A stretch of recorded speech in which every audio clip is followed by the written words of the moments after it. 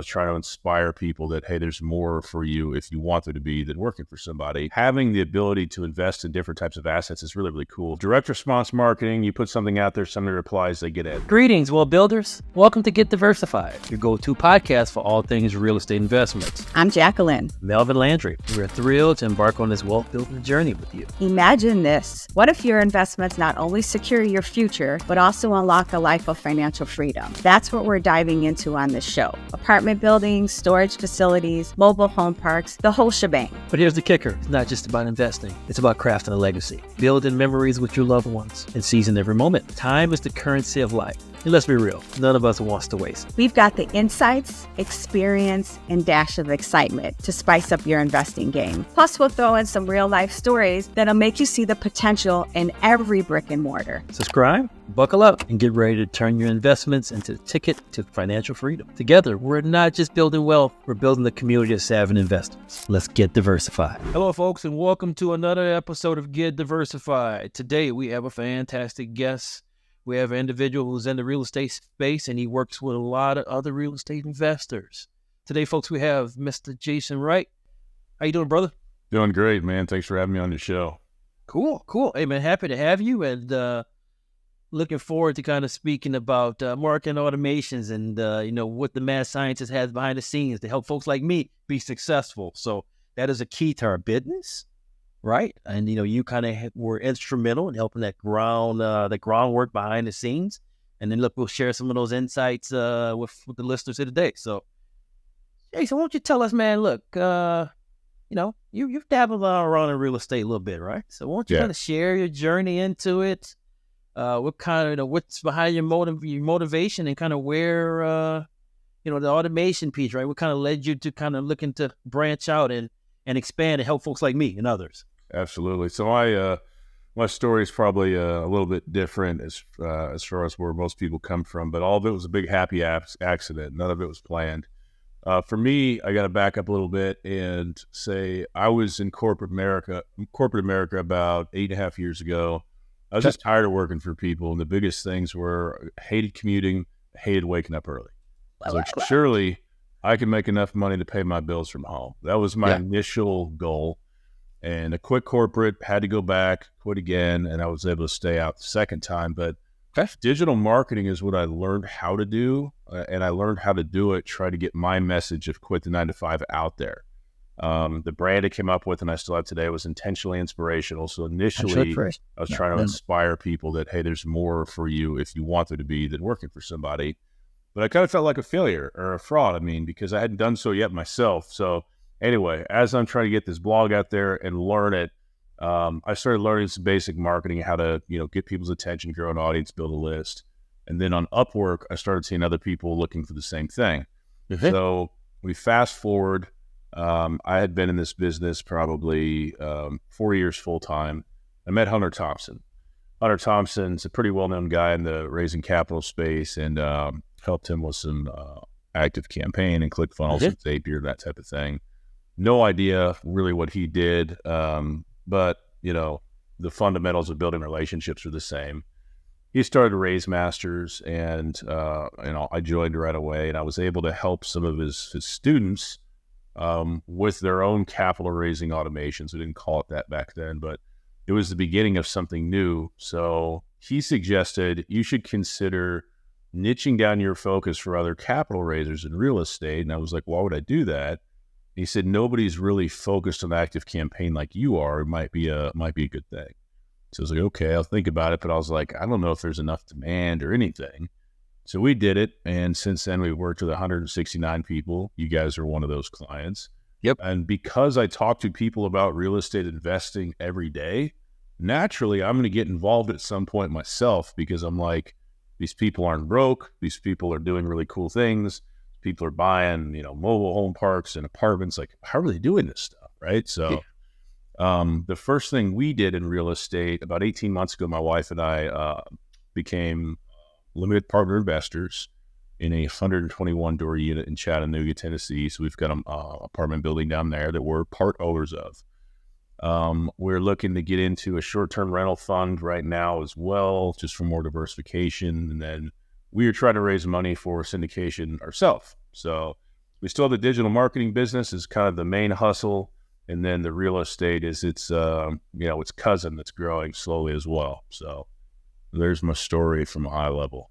Okay, cool. Hey, look, you mentioned a couple of things that resonated with me, but resonate with the viewership also as well. You mentioned kind of Hunter Thompson, the ecosystem, right? That we're both a part of, right? You mentioned kind of the automation piece, right, to help folks collaborate to be able to raise money, raise funds, right?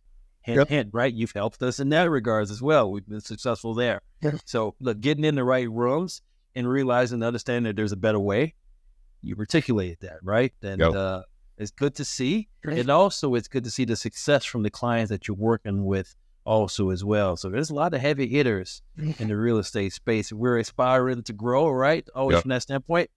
Your work, your results helped us accumulate and help us kind of continually reaching those goals. So much appreciated there. So let's talk about the journey, right? You mentioned start off as an LP, how you're helping to raise capital, your access and being able to kind of help folks kind of get to that next level. When did that aha moment kind of get there for you? It's like, man, I need to be doing this as well. You briefly spoke to it, but we'd like to kind of hear some more insights in terms of when the light bulb really like, man, we got to ramp up on your end. Yeah, so when I learned that you could use money in IRAs or 401ks, that was kind of interesting. So our situation allowed us to set up a solo 401k. I took an old IRA and funded that. Then I was like, okay, now I have this money that I took out of the stock market. I need to do something with it. So now I have a vehicle to get started. So once I learned that was even a thing, I was like, how cool is that? Yeah. I was actually on the phone with my my provider the other day, and I was looking at, I was playing with some ideas with raw land, but then I found out like I can't use it for anything fun. So I was like, I don't want to do that. But having the ability to invest in different types of assets is really, really cool. So that's how I got into it. I also started talking to some of my other entrepreneurial friends who I kind of built my business alongside of as they were doing theirs. And I was like, what are you doing with, your excess cash? And some of them are just sitting on it in the bank. And I was like, I'm all good with having an emergency fund or having some liquid, but everything, come on now. And then the other ones were like, I give it to a guy. Okay, what does this guy do for you? Oh, he puts it in the stock market. I'm out. Like I'm not paying somebody 1% a year because that adds up to be a crazy amount of money. And hell, I can just go to Vanguard and do my own research and do that myself. So what I realized is the people that I was talking to didn't have the exposure or the knowledge or the experience to do the things that a lot of my clients were doing. So I was like, I need to start asking different people these questions, So it was pretty exciting when I was like to my wife, hey, Carmen, we're gonna buy an apartment building. So man, fun stuff. Let me say, you know what? Let's follow up on that. Hey, you spoke to Carmen about it.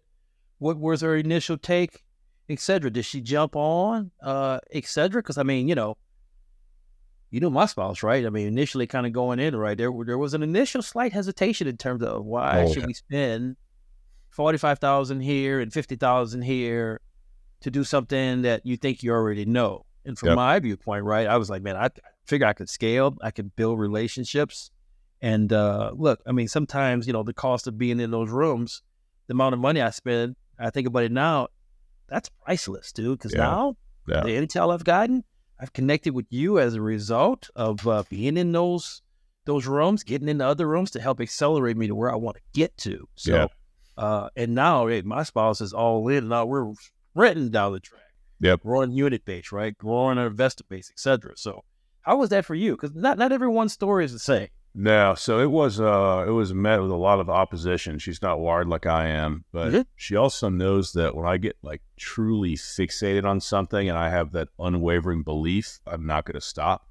So I think she gets to a point where like, if I don't go along with this, this is never going to end. I'm only going to hear about this. He's going to obsess about it. He's going to, I might as well trust him because he's pretty convinced that he knows what he's doing. So that's how it works. And like over the years, like the first 3 years in business for us were horrible. I mean, late on the mortgage 9 months in a row. I'm selling tools and guns and outdoor stuff to pay bills, odd jobs, like not fun at all. No glamour. It was brutal. Really, really rough. But now that we've had some success and our life is stabilized, my wife knows the lanes that I operate well in, like sales, marketing, offer creation, kind of that stuff. I'm a big idea guy, but I'm also the action taker. Yeah. And people are like one or the other. So I have the ability to dive in pretty quickly and make stuff happen. So she's relaxed more so because I don't risk more than we can lose. I don't put us in scenarios where it's like, hey, we're going to go back to where we were 8 years ago. And I don't know if the water's getting cut off next month. Like I don't put us in those scenarios. So it's controlled risk. But yeah, man, we've built up a good enough business with the digital marketing that our life is stable. Basic needs are going to be met every month. And that I think that plus seeing kind of the ascension has allowed her to relax more with this stuff than in the past, but it does not come natural to her at all. Hey, happy wife, happy life, right? Makes your life a whole heck of a lot easier. I know you don't have hair and I don't have hair, but I mean, imagine if we did, we'd probably lose it. But no, I get what you're saying. I get what you're saying. Look, two things that you just mentioned resonated with me. You mentioned obsess. Yeah. You got to be obsessed with the drive to be able to kind of get to where you want to get to. Yep. It doesn't happen overnight. No. Dude, for me, I'm consistently listening to podcasts. That's a routine now that I'm adopting. Yep. When I'm in the car now, I'm not listening to jazz or music, man. I'm listening to Ken McElroy. Yeah. I'm listening to Tom Wheelwright. I'm listening to Robert Kiyosaki. And now it's a habit I've adapted that I've appreciated now because, man, you can never not keep hearing the buzz in your ear. Yep. Kind of help steer you to where you need to get to. Yep. Another word you mentioned that kind of came out of it, control risk. Yep. Right. Knowing, particularly when you're working and collaborating with your spouse. Yeah.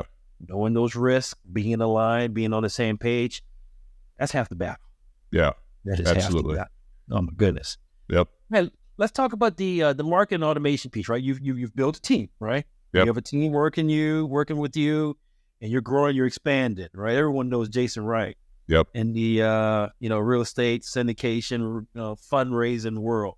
Yep. Let's talk about in terms of how you kind of just some preliminary insights in terms of how you kind of collaborate to grow that team. Where you're trying to get to.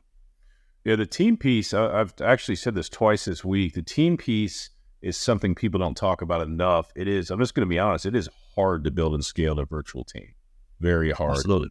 Yeah. We're a team of 10 now. That includes me. My wife's obviously 50% owner of the business, but pretty much completely removed from it because I was like, hey, you came on this journey. If you want to retire, go do your thing, go do your thing.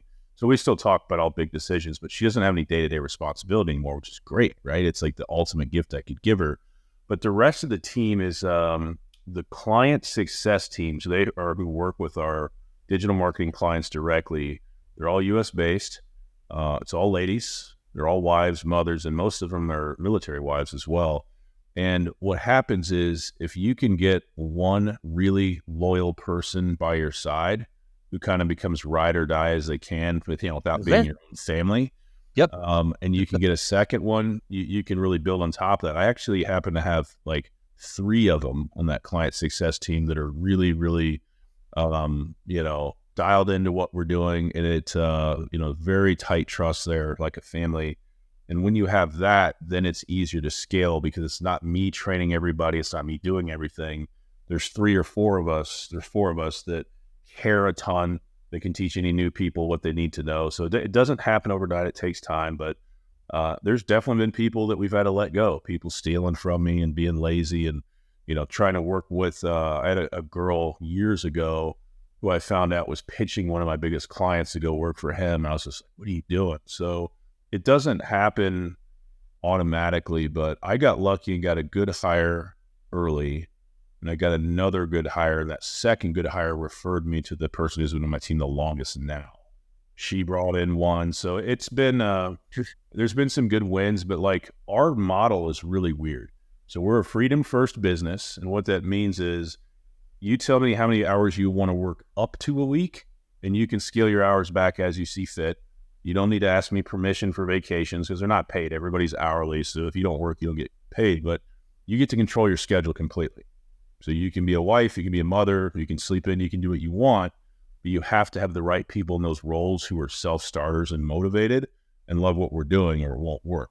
So people always go, oh, that'll never work. And I'm like, well, started with me and there's 10 of us. So yeah, well, So it's a Something's very right. interesting model, but yeah, so we have a mix of U.S. based and Philippine based team, and I like that because when we're sleeping here in the U.S., the Philippine team's usually awake and working, so it creates this like 24-hour output from us when we get busy, which is great. So You Bill's got a team of 10 and growing. The yeah, clientele is growing, so that's a good problem to have, right? yeah, From it's that, all virtual too. So what's weird is in the U.S., we're all in Georgia, Florida, or Louisiana. okay. Just worked out that way. Like it's not like I seek people out, like where you live and all this stuff, but Yeah. it just worked out that way. And I'm within 4 now. Say for New Orleans, I'm 8 hours. I'm within 8.5 hours of everybody, but I've got 2 in Florida that are pretty close, and 1 in Georgia that's not too far. So it's just kind of funny how it's all worked out. Okay. So, man, look, you're growing like weeds, which is a Right. good problem to have. Yep. Next 12 months, man, where are you trying to get to? I'm just curious. It's an interesting question, man, because it used to be about money for me. Hey, if I can make this much a year, that's the greatest thing ever. I don't know if I'll ever do it, if I can make this much in a month. And then I hit both of those goals last year. And I was like, even if I doubled my income, like I wouldn't live a different lifestyle than I do now. I'm not going to drive a Rolls Royce around and I'm not a flashy guy with stuff. I don't like the attention. So then it's like, yeah, what does my motivation become? I just want to impact my team more. I want to be able to pay them more money, give them more freedom. And I want to be able to work with more clients, impact their business. So I'm a journey entrepreneur, man. There's not a destination. I know that's bad. There's not a destination I'm working towards. I just want to keep growing every year until I die. Okay. Look, there's nothing wrong with that. Yeah. Look, I mean, you say you're not a rah-rah type of guy, right? I know you don't have that Bentley sitting outside that blinds behind you, but look, I'm similar, man. I don't need flash, right? You got kids, I got kids. It's about making sure they're set up and we can lead them down the way where they can realize, right, build that generational wealth. I mean, for me, that's what it's all about. That's what keeps me obsessionally passionate about kind of moving the needle more than 1% every day. So, what's interesting about something you said? You're talking about obsession. You and I both possess that trait, but I don't think it can be learned. I think there's either obsessive personalities or there's not. And I think for people who don't have that, they're at a disadvantage compared to people like you and I, right? And here's why. If I let's say one of my team members quits and tries to build a company just like mine wants to compete with me, if my obsession becomes to kick your butt fair and square, guess what? It's all I'm going to think about and do, and I'm going to win. Because you got to sleep, you got to rest, you got to take time off. And if I turn that switch on, I'm not going to stop. So that secret weapon for you and I, and it can be used obviously for very good stuff as well. That was just a funny example. But, if I'm obsessed with, making $1 million in pay this year, if that's what I really care about, it's going to happen. Like, who's going to stop me? So it's about that consistent effort with no break that lets you, use obsession in a good way for growth. That's a very good statement because you think about it, man. It's not like, there's a lot of capital out here to be accumulated in real estate, other asset classes. There's a lot of money to be made. Yep. Right. I mean, so being obsessed, the fuel to the fire, right? That kind of keeps me smiling and keeps me kind of fired up inside to be able to kind of go and execute and reap the fruits of the labor. And look, man, it's about the finer things in life, man. And just like, tomorrow's not promised for anybody. And I know we're young. We're still young at heart and age, but I mean, there's just a lot more potential for us to reach. And that's what I look forward to when I get up every day, man, knowing the fact that, look, you're providing a service to clients like myself and others. I'm providing a service, housing to individuals in disadvantaged neighborhoods, which is where my passion and where I want to grow. And look, man, having an appreciation and keeping folks happy. Well, even keeping myself happy, right? And sane at the end of the day, right? Because, I mean, look, there are good days, there's bad days, right? I mean, I'm sure you've had some irate clients. I'm sure, right? Yeah. I've had some irate tenants, as I'm sure you have as well. So, but, you kind of keep it relative, but while keeping that obsessed, passionate fuel to that fire continually staying lit and flaming in the background, because the fuel helps us kind of get to where we need to get to. You know what's funny is I was watching, I don't know if it was The Last Dance, I was watching something about Michael Jordan one time, And they said he was so competitive back in the day that he would make stuff up in his head for a reason to beat another team. Like he'd be like, I see that guy over there mocking me. You want to mock me? All right. And he would just turn it on and just, take the game over. And people would be like, what fueled you? He's like, so-and-so looked at me. I didn't like the way he looked at me. So all I could think about was beating him, And it's funny because like with me in business, I have two modes, happy or pissed off. And pissed off isn't like, woe is me. It's like, oh, this person said I couldn't do it. Okay. I'm never going to say, hey, look what I did, but you're going to see that I did. And, when people tell me I can't do something, or I had a guy the other day say, I assume you're just a one-man show, aren't you? Stuff like that pisses me off. And not in a way where it ruins my day, but it gets me really motivated. It makes me take huge action immediately because I want them to notice stuff that makes them go, oh, shit, I think I'm wrong there, So it's weird, but it motivates me. Obviously, they haven't been to a conference and seen you speak. Obviously, they haven't heard testimonials. Obviously, they haven't heard your show. I mean, you're killing the game. You're growing it. Everyone knows Jason Wright, right? And you're in the ropes, man. I mean, look, I'm in multiple mastermind groups. You're in the ropes. So I see you, like, man, you again. So there he goes, right? So, I mean, look, it's a testament to you being obsessed. It's a testament to your passion. It's a testament to your work product because you're helping folks be successful. Yeah. I'm one of them. So I think, look, for the listeners and the viewers out there, look, if you're wanting to get into real estate and need some help from an automation standpoint, you're looking to raise cap, it's the guy you should talk to, So I appreciate that. Look, you're the man. You've helped us out. I'd love to, look, when you give good report, right? Word of mouth marketing is the best form of marketing. It's really powerful. Yeah. That goes without saying. So, man, let's talk about, man, you're into real estate now. We trade texts and communications back and forth. Yep. What's your focusing on kind of behind the scenes and, I know you're looking to grow too, as we all are. What's next for Mr. Wright here in terms of real estate, other alternative assets? What you got your eyes on? Yeah, so it's interesting because the beginning of the year, as you know, was really, really focused on short-term rentals. Okay. We started to buy a house, got to inspection. I hated the inspection on this house. And then my wife at the same time was like, I don't want to do this right now. I'm like, what are we talking about? And she was like really uncomfortable with the whole idea and thought the timing was all bad. And I was like, why would you tell me this after we put in an offer? So anyway, we got out of that deal on inspection, got our earnest money back. But what it's done is it's made me go, hang on. So we're building a big pool at the house. It's taken up a ton of time and attention. Let's get through that first. Let's get some other things settled. And then we'll refocus on what we want to do personally with our own potential assets in real estate. So like you, I like to run hard and fast, but my wife was like, we got too much going right now. So I don't know. I don't know what I like. It's interesting right now. There's a lot of people doing stuff with like creative financing, and there's just so many different things in real estate you can get into. It depends. Do you want cash flow? Do you want depreciation? I think for me, I don't care at all about cash flow right now. At this point in my life, I care more about depreciation, getting that taxable income down. So I just have a lot of conversations and keep my eyes and ears open. So I don't know yet, but we'll figure it out when the timing's better this year for sure.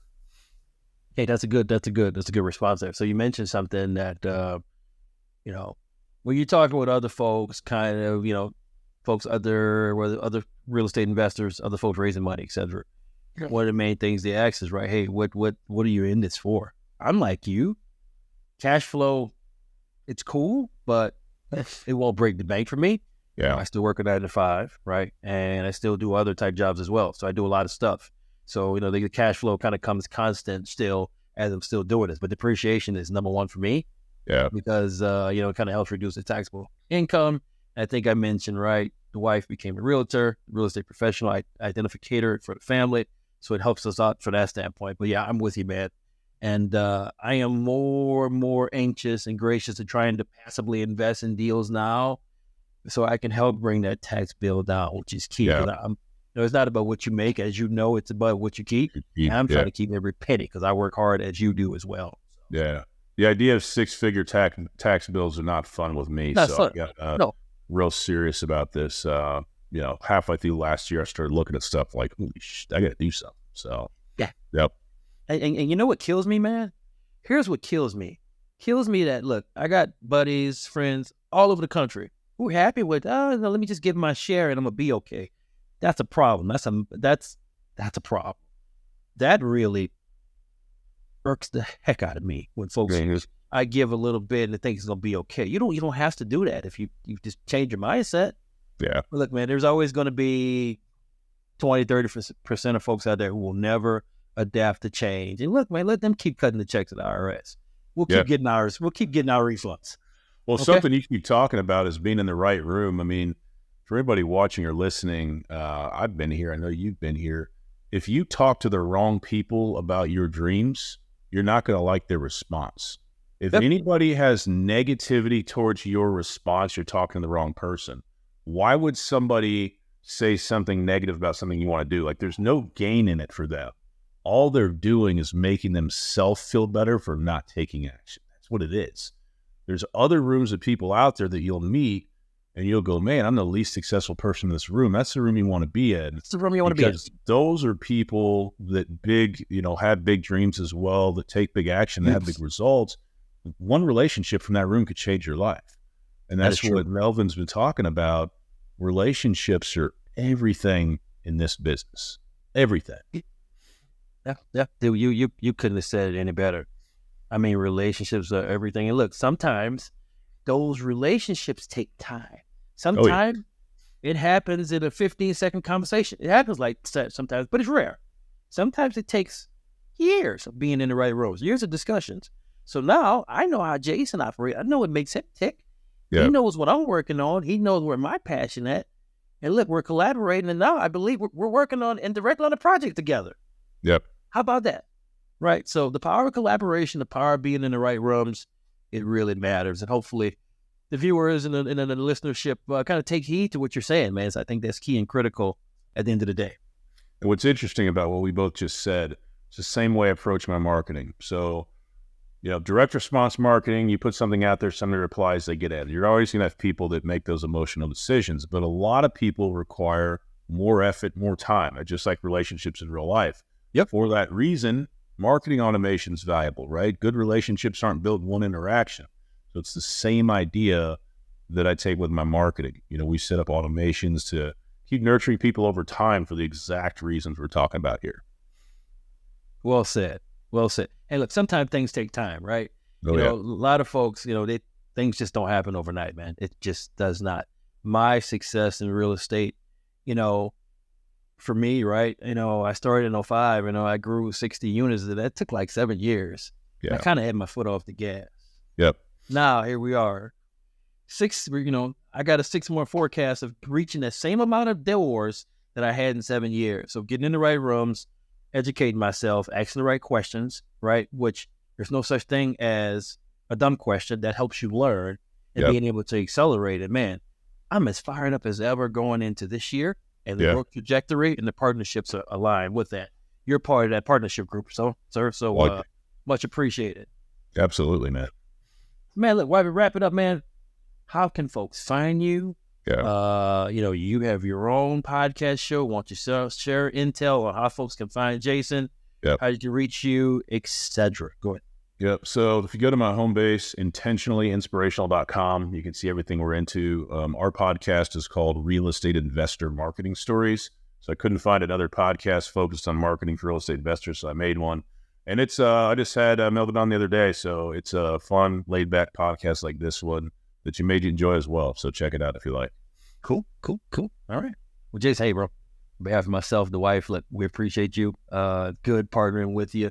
It's good you kind of share your story on mindset, marketing, automation, and why it's so important to be in the right rooms.